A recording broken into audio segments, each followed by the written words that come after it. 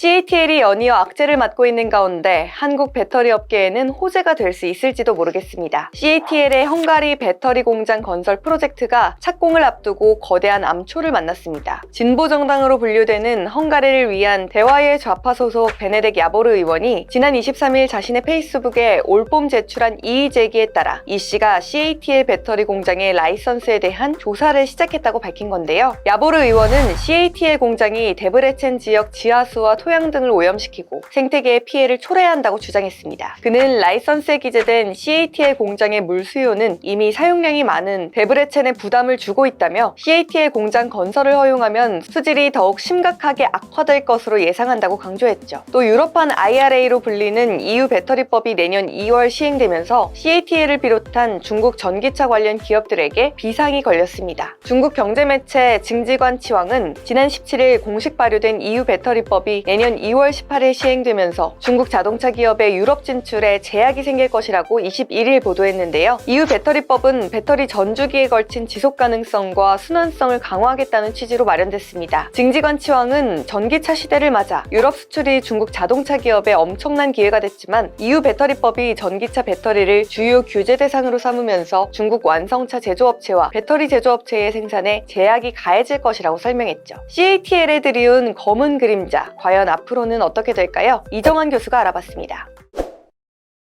지금 문제가 되는 것은 유럽 배터리 공장 프로젝트 착공 전에 이제 환경오염 논란이 있기 때문에 CATL이 확보한 인허가를 전면 검토에 나선다라고 하고 있는 것이고요. 특히 이제 지하수와 토양을 오염시키는 이런 생태계 피해를 초래할 수 있다는 주장이 나오면서 이것에 대해서 재검토를 하겠다라고 보시면 될 것 같고요. 아무래도 이제 2차 전지 생산이라는 게 전기랑 물을 많이 쓰는 작업이다 보니까 물 수요가 상당한 부담이 된다. 그리고 물의 오염이 문제가 된다라고 말씀드릴 수 있겠습니다. 유럽이 그린딜이라는 정책 하에서 지금 다양한 정책들을 피고 있는데 이들 정책 중 중요한 것이 하나가 이제 생태계 보존, 이거 바이오다이버시티라고 이야기하죠. 그다음 수자원 관리 이런 것들이기 때문에 이 전체적인 틀 안에서 전반적으로 강해지는 규제 하에서 지속 가능한 경제로 가고 있기 때문에 이런 규제에 대한 논란들은 계속 될 것이다라고 보면 될 것 같습니다. 한국 기업들이 이런 문제들이 있느냐 없느냐? 한국 기업들은 주로 아직까지 EU보다는 미국 쪽으로 나가고 있죠. 미국의 글로벌 공급망 분화에 따른 인플레이션 감축법의 혜택을 받기 위해서 유럽의 공장을 짓는다기보다는 미국의 공장을 지어가지고 미국과의 관계를 유지하려고 합니다. 아무래도 이제 미국 시장이라는 데가 큰 시장이고 한국이 놓칠 수 없는 시장이기 때문에,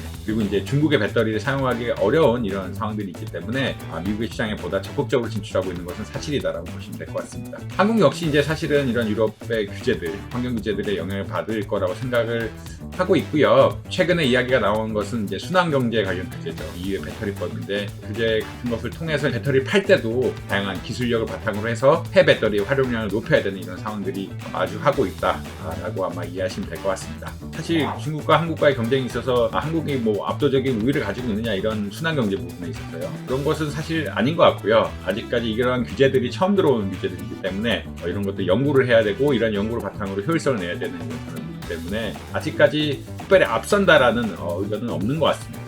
비등비등한 상태고 서로 이러한 순환경제 규제, 배터리법 같은 순환경제 규제에서 살아남기 위해서 각종의 노력을 하고 있다라고 보시면 될 것 같습니다. CATL 공장 건설 차질이 빚게 돼서 한국 기업이 엄청나게 이득을 볼 것이냐? 사실 그런 것 같지는 않고요. 아무래도 한국은 EU보다는 미국 진출에 보다 더 신경을 많이 쓰고 있는 상태이기 때문에 그런 것 같지는 않고, 차후 집행되게 될 어떤 배터리법 같은 거에 대해서 한국이 압도적으로 중국에 비해서 앞서느냐? 사실 그런 것 같지는 않다. 이렇기 때문에 기술 개발을 더 해야 되는 상황이다라고 보시면 될 것 같습니다.